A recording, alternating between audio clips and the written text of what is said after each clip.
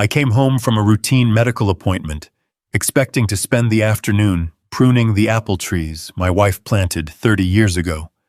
Instead, bright orange survey stakes sliced straight through the middle of our orchard.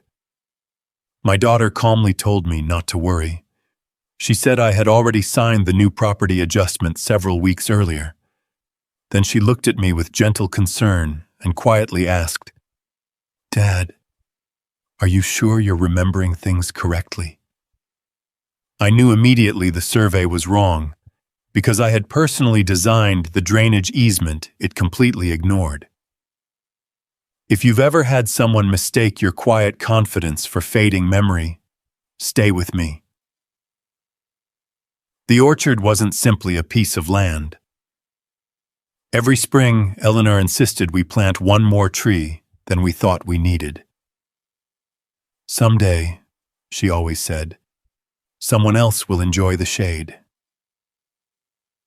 She had been gone for 3 years. The trees were now the closest thing I had to hearing her voice again. Sarah walked beside me as we studied the new survey stakes. "The county corrected the property line." "When?" "About a month ago." "I don't remember signing anything." She hesitated before answering. "The paperwork came after your last medical appointment." Then she gently touched my arm. "The doctor did mention memory changes might happen. Not dementia, not confusion, just enough uncertainty to make an old man question himself." I nodded slowly. "Maybe you're right." Her shoulders relaxed immediately. "I didn't want to upset you." "You didn't." That wasn't entirely true. During 29 years as an Air Force civil engineer, I learned that measurements don't argue. They either agree with reality or they don't. Those survey stakes crossed directly over an underground drainage easement I helped design after severe flooding nearly 4 decades earlier. No licensed surveyor could honestly miss it. Unless the easement had somehow disappeared, or someone hoped I would stop remembering it existed. That afternoon, I walked into my workshop without saying another word. Against the back wall sat an old steel filing cabinet Eleanor jokingly called my museum.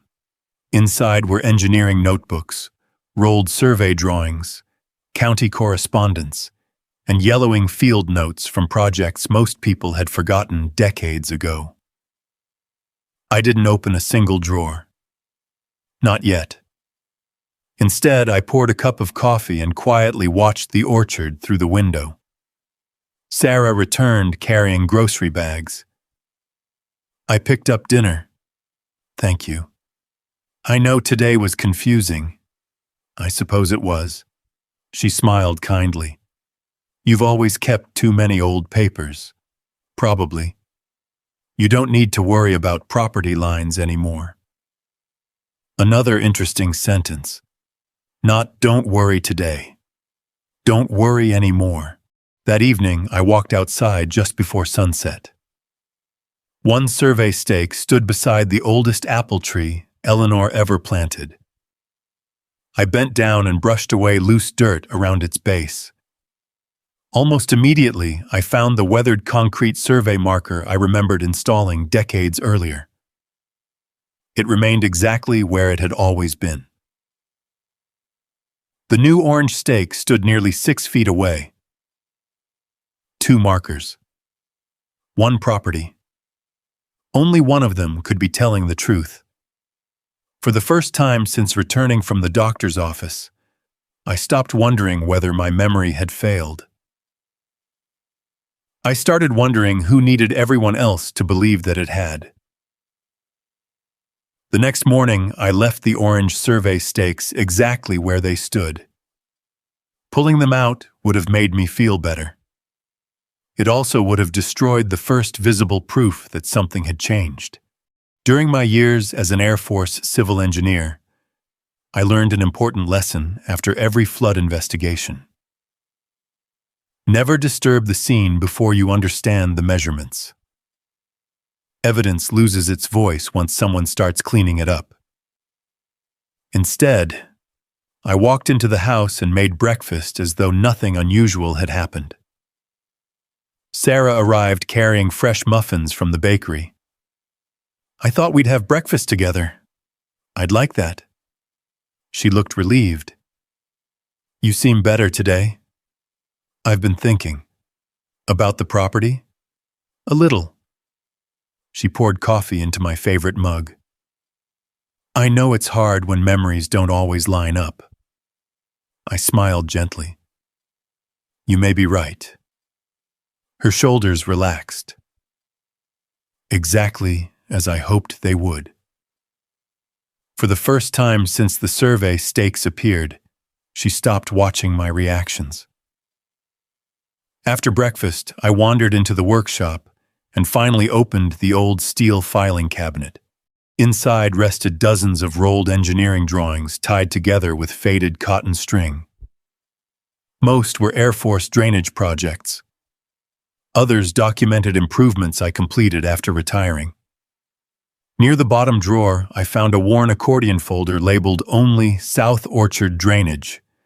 I didn't open it immediately. Instead, another envelope slipped onto the workbench.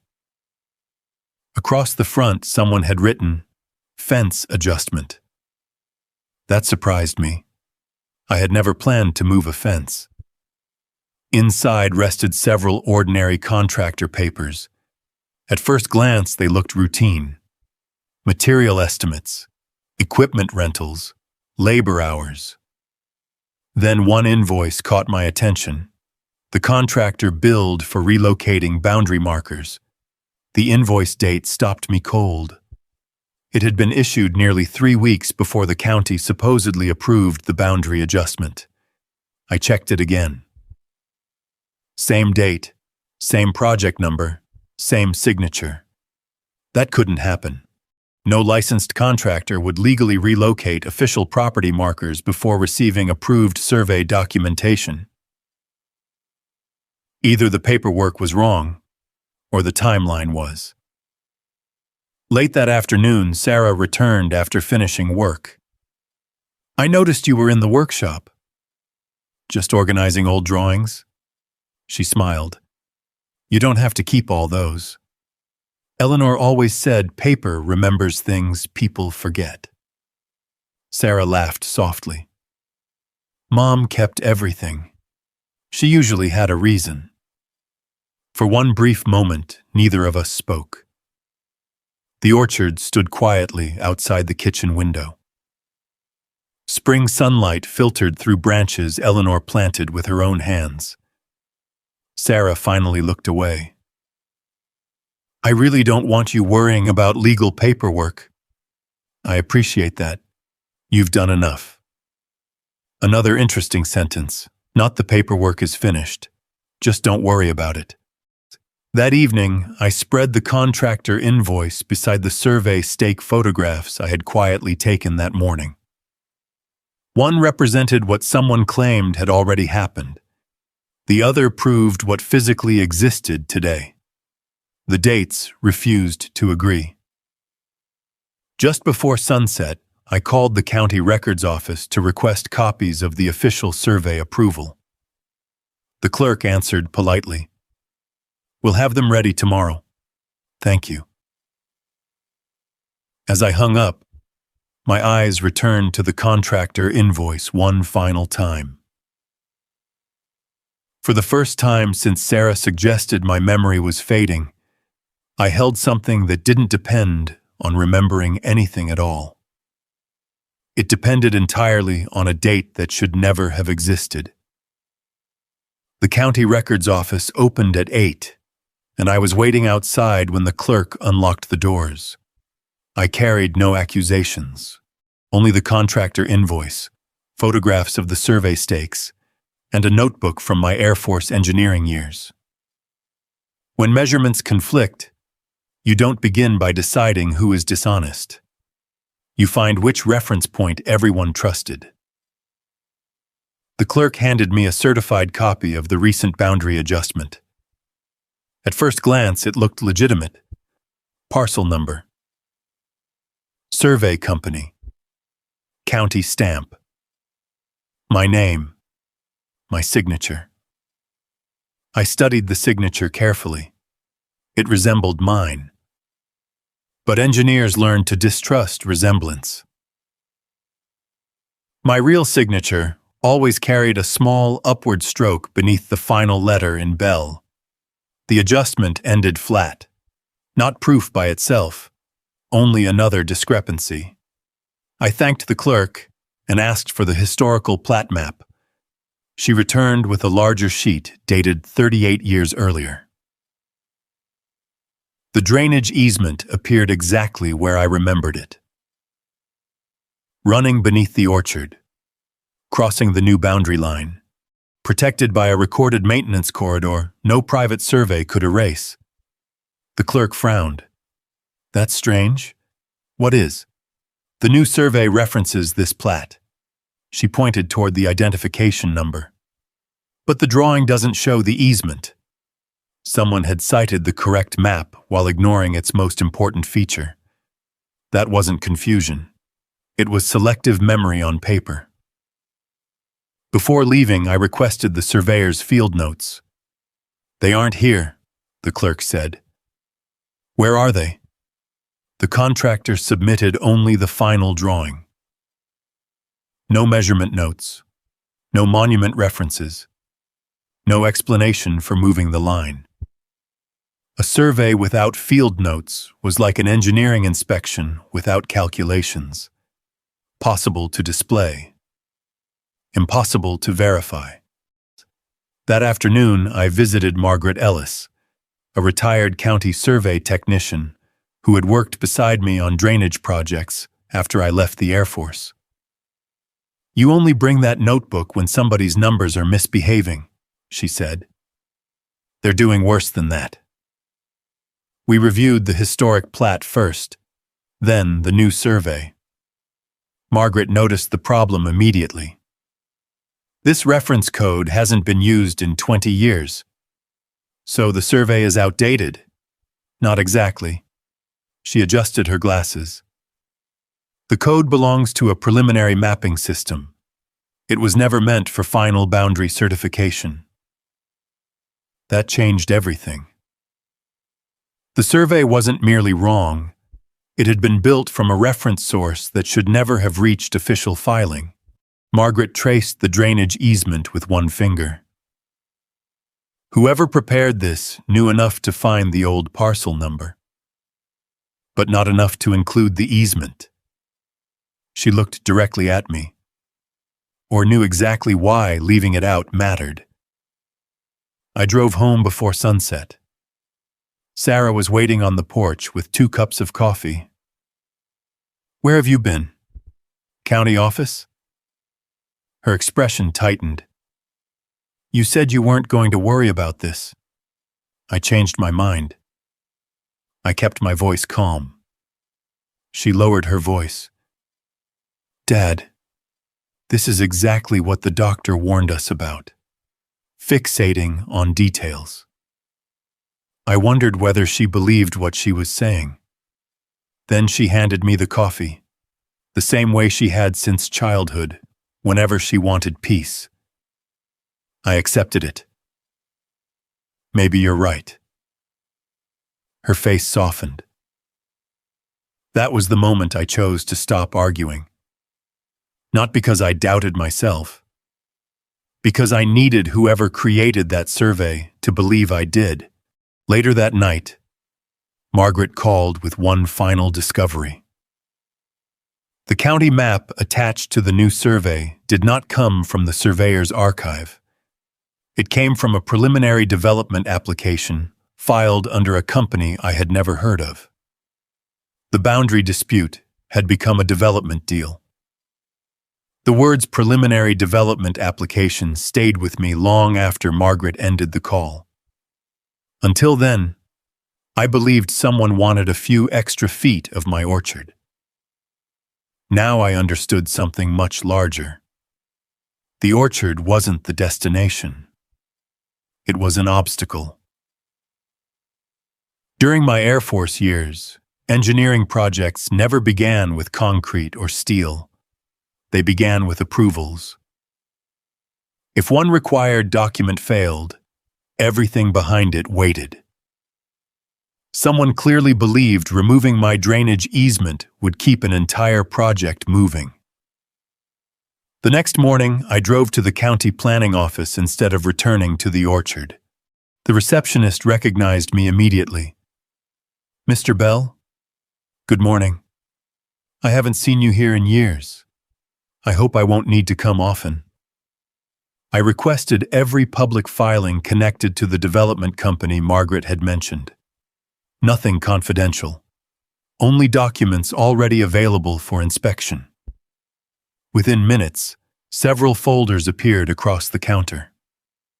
The company planned a residential subdivision on neighboring farmland. At first glance, the proposal looked ordinary. Road access, stormwater retention, utility connections.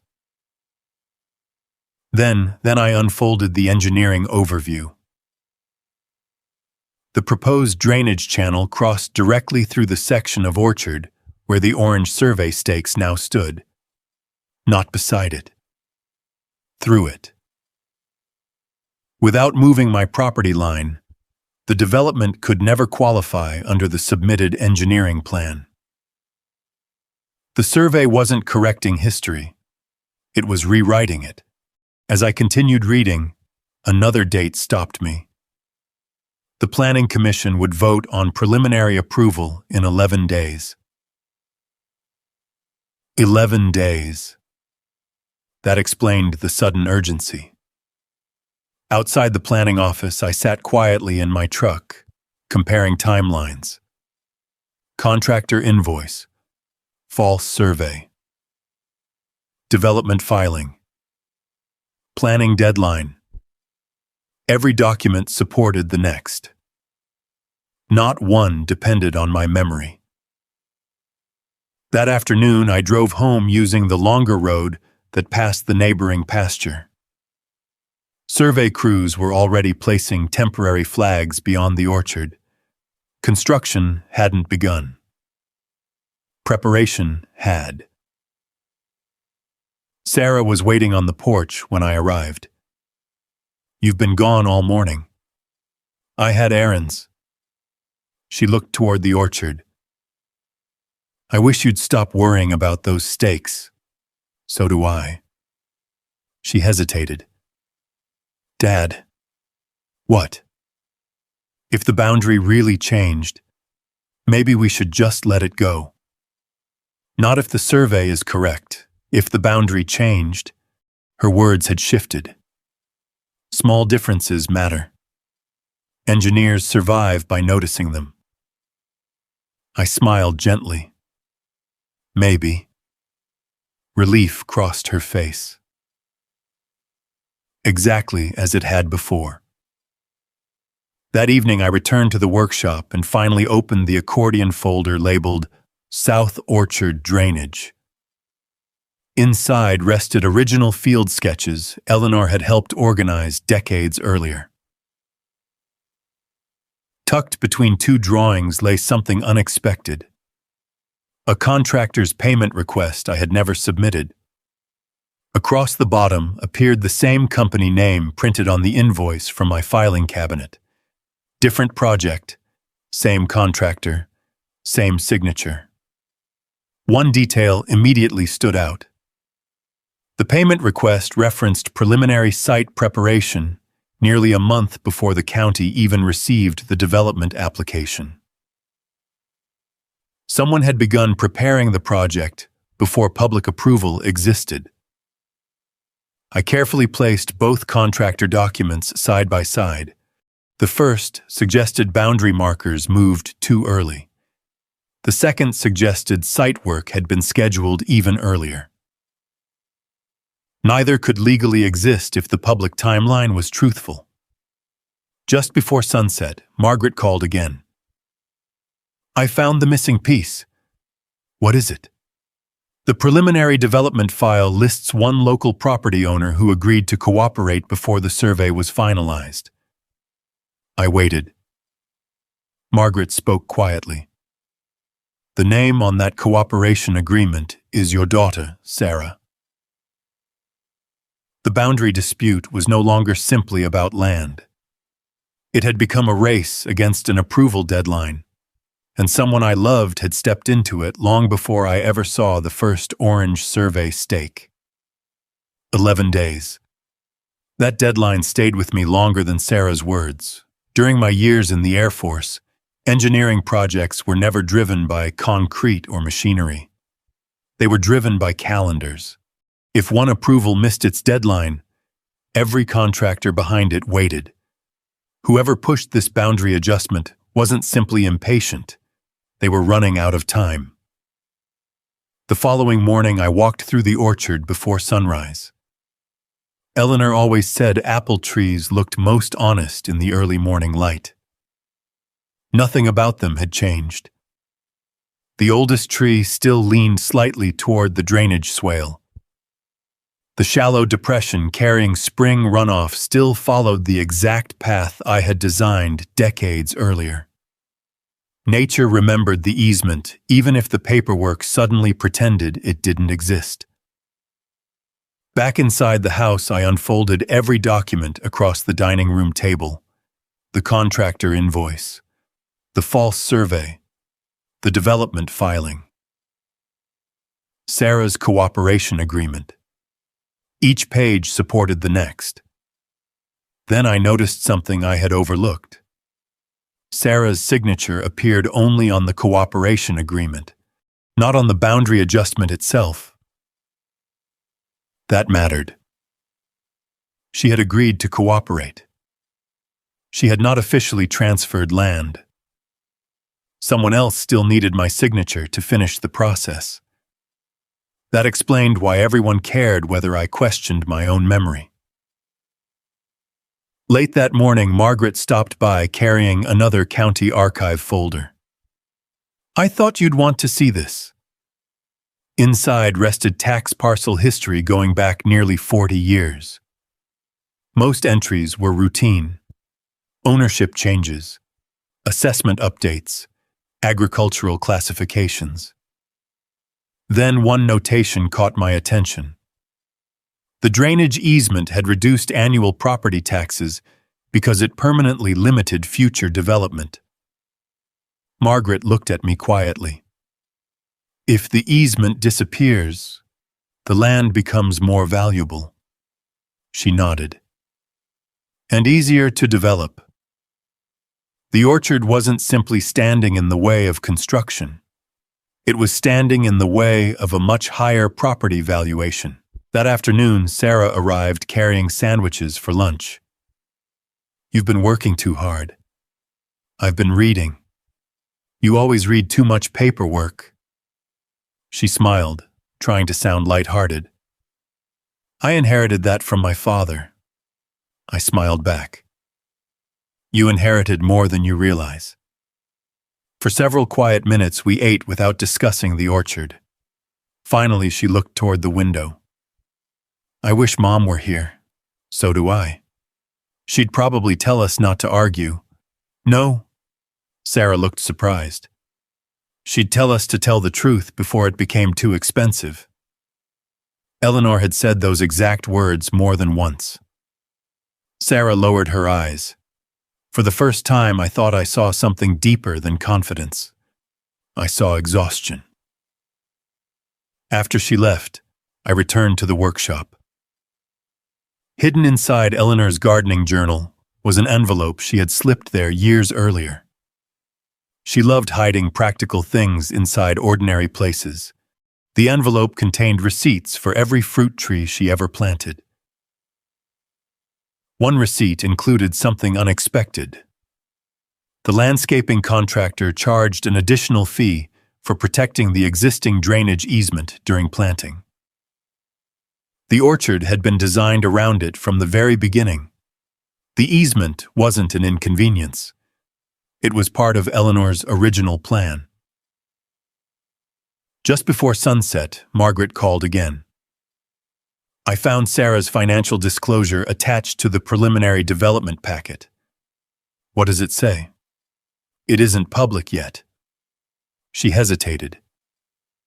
But one creditor filed a notice. Personal debt? Yes. Large enough that the advance payment from the developer would clear it before the Planning Commission voted.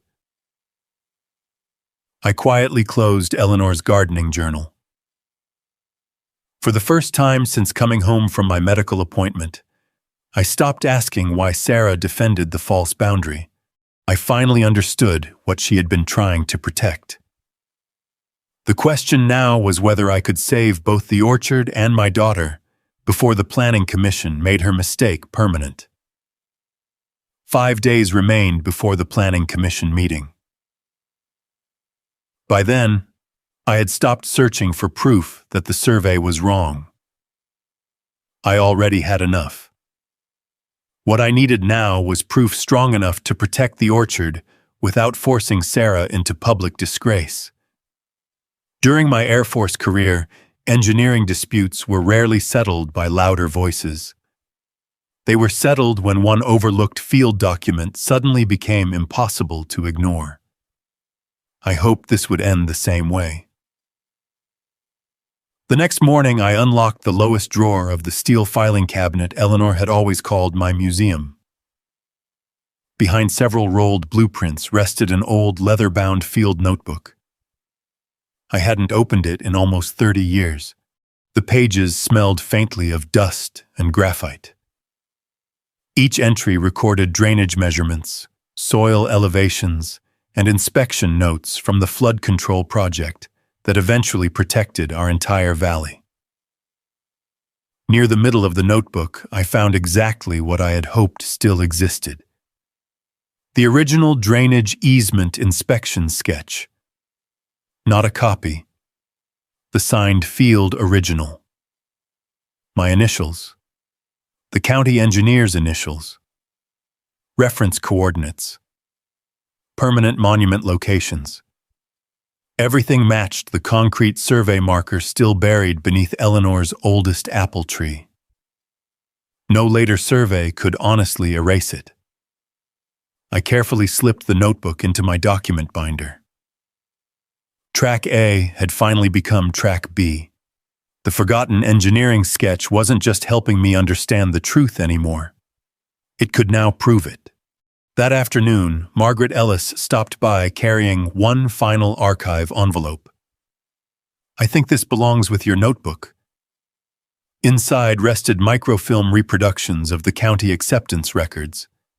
Every engineering drawing submitted for the drainage project had been officially recorded, including the original inspection sketch I now held in my hands. Margaret smiled. No developer can argue those documents appeared later. They've existed longer than the subdivision itself. She nodded. Exactly. Back inside the house, I spread every document across the dining room table one final time. Survey, stake photographs, historic plat, contractor invoices, development filing, Sarah's cooperation agreement, tax parcel history. Eleanor's landscaping receipt protecting the drainage easement, the original Air Force engineering notebook. Nothing depended on memory anymore, only records. Late that afternoon, Sarah stopped by unexpectedly. She noticed the binder immediately. You've really organized everything. I finally finished. She looked relieved. That's good. I think I'll stay home on planning day. Her shoulders relaxed. I think that's best. Another small surrender. Another quiet step that encouraged her to believe I had given up. Before leaving, she paused at the orchard. I wish this hadn't become so complicated. So do I. She almost said something else. Instead, she quietly got into her car and drove away. Watching her leave hurt more than finding the false survey. She wasn't protecting herself anymore. She was protecting a decision she no longer knew how to escape. That evening, Margaret called one final time. The developer met with the planning director today. Anything unusual? They were offered one last opportunity. To do what? Withdraw the preliminary application before the commission meeting. And they refused. I quietly closed the engineering notebook. Someone had been given a final chance to stop. Someone had deliberately chosen not to. I looked once more through the kitchen window toward Eleanor's orchard. The orange survey stakes still stood among the trees. For now. 5 days from now, everyone would believe I intended to stay home while the development moved forward without objection. That was exactly what I needed them to believe. Because the most important document in my binder had never been shown to anyone outside Margaret. And until the Planning Commission opened its meeting, I intended to keep it that way. The Planning Commission meeting began at 9 o'clock on a bright Tuesday morning. By then, nearly everyone believed the outcome had already been decided. The developer sat confidently beside his engineering consultant. County officials shuffled neatly organized agenda packets. Sarah chose a seat near the back of the room, avoiding my eyes. She still believed I had stayed home. During 30 years as an Air Force civil engineer, I attended dozens of public infrastructure hearings. The loudest voices almost never changed the final decision. Original documentation did. I arrived quietly 5 minutes before the meeting started. The leather binder rested beneath my arm. Margaret Ellis walked beside me. She smiled. Ready? I've been ready for 38 years. The planning director opened the session. Routine business came first. Road maintenance, utility permits, minor zoning requests. Finally, the chairman announced the subdivision proposal affecting our neighboring farmland. The developer stood confidently. He presented architectural drawings, traffic studies, stormwater calculations, updated boundary maps. Everything appeared complete. Everything depended on one assumption, that the revised property boundary actually existed. When public comments opened, I slowly stood. My name is Thomas Bell. Several commissioners immediately recognized me. Many remembered the valley flood control work completed decades earlier. I have no objection to responsible development. I paused. I do object to engineering records being erased. The room grew completely quiet. I placed the original Air Force field notebook onto the presentation table, then the historic county plat, then the drainage easement acceptance record, then Eleanor's landscaping receipt showing the orchard had been intentionally planted around the protected drainage corridor. Finally, I laid down the contractor invoice dated weeks before legal survey approval. No speeches, no accusations, only one uninterrupted documentary timeline. The county engineer quietly opened my field notebook. His expression changed almost immediately. He compared the original monument coordinates against the developer's survey. Then he looked toward the consultant. Why wasn't this easement included? The consultant hesitated. It wasn't shown on the development reference. Margaret calmly spoke for the first time. Because the reference wasn't a certified survey. She placed the archived county microfilm record beside the notebook. It came from a preliminary mapping file. The commissioners examined both documents, one after another. No one interrupted. No one needed to. The paperwork had begun speaking for itself. The planning chairman finally looked toward the developer. Did your company verify the historical drainage easement before submitting this application? Silence. Then a quiet answer. No. The chairman turned another page. And this contractor invoice predates survey approval. Another silence. No explanation came, because none honestly could. The chairman closed the application folder. This commission cannot consider a proposal based upon incomplete engineering documentation. He struck the gavel once. The application is withdrawn pending full boundary verification. No applause filled the room. No dramatic celebration followed. Only quiet relief. Outside the courthouse, Sarah caught up with me before I reached my truck. Tears filled her eyes. I never wanted them to question your memory. I know. I thought I could fix everything before you found out. What were you trying to fix? She looked down. My debts. I know. They promised nobody would lose anything. They were wrong.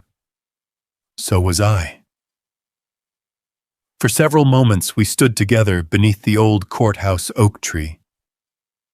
Finally she whispered, I've disappointed Mom. I gently shook my head. You disappointed yourself. She began crying. I don't know how to repair this. I opened the binder one last time, not to show another document. To remove Eleanor's gardening receipt, I handed it to Sarah. Your mother planned every tree around that drainage easement. Sarah stared at the faded paper. I never knew. I should have told you. For the first time since the orange survey stakes appeared, neither of us spoke about property lines. We spoke about Eleanor, about stewardship, about telling the truth before deadlines make honesty seem impossible. As we drove home together, I realized the meeting had never truly been about stopping a subdivision. It had been about protecting the one legacy my wife planted that could never be measured in acres. The orchard remained standing. Now our family had one final chance to do the same. 3 months after the Planning Commission meeting, the orange survey stakes were gone. In their place stood fresh spring grass, blooming wildflowers, and the same orchard Eleanor had planted with quiet determination more than 30 years earlier. Every Saturday morning, I still walked the drainage swale before checking the trees. Old engineering habits never completely disappear. Neither do the promises built upon them. The county formally restored the original easement, withdrew the incorrect boundary adjustment, and permanently attached the historic engineering records to the property's official file. Any future survey would now be required to acknowledge the drainage corridor before a single line could be redrawn. The land had been protected. More importantly, the truth had been preserved. Sarah slowly began repairing the rest. She withdrew from the development agreement before any final contracts were signed. She worked with a financial counselor, arranged repayment plans for her personal debt, and accepted a second job rather than solving future problems with hidden shortcuts. None of those choices erased what had happened. They simply ensured it would never happen again. One afternoon, she walked into my workshop carrying a small wooden plaque. I made this. Across the polished walnut surface were engraved a few simple words. Some boundaries protect more than land. I ran my hand gently across the carving. It's beautiful. I wanted to put it beside Mom's favorite tree. I think she'd like that. Sarah smiled through quiet tears. I hope someday you'd trust me with the orchard again. I looked toward the open workshop door. The orchard never stopped being yours to care for. She looked surprised. It just stopped being yours to change alone. She nodded slowly. I understand. A few weeks later, my grandson Noah joined me while I inspected the old concrete survey marker beneath Eleanor's first apple tree. Grandpa, he asked, why did you leave this old marker here? Because people sometimes forget where the truth begins. He knelt beside the weathered concrete. It doesn't look very important. Neither does honesty. Until someone tries to move it. He smiled. I think I get it. Before we went inside, I opened the leather engineering notebook one final time. Inside the front cover, I had added a handwritten page after everything was over. It read, "The strongest foundations are not built from concrete, measurements, or legal descriptions. They are built when families choose truth before convenience and stewardship before profit." I closed the notebook and returned it to Eleanor's old filing cabinet. Not because I feared another survey. Because one day, Noah would inherit both the orchard and the notebook. I wanted him to understand that the drawings inside never truly protected the trees. Character did. If this story reminded you that integrity often begins with the smallest overlooked details, carry that lesson into your own family. Preserve the records that matter. Share the stories behind the places you love. And remember that wisdom is not proven by never making mistakes. It is proven by having the courage to correct them before they become someone else's burden. God bless every veteran, every family, and every quiet steward protecting legacies that cannot be measured by property lines alone, but by the truth faithfully passed from one generation to the next.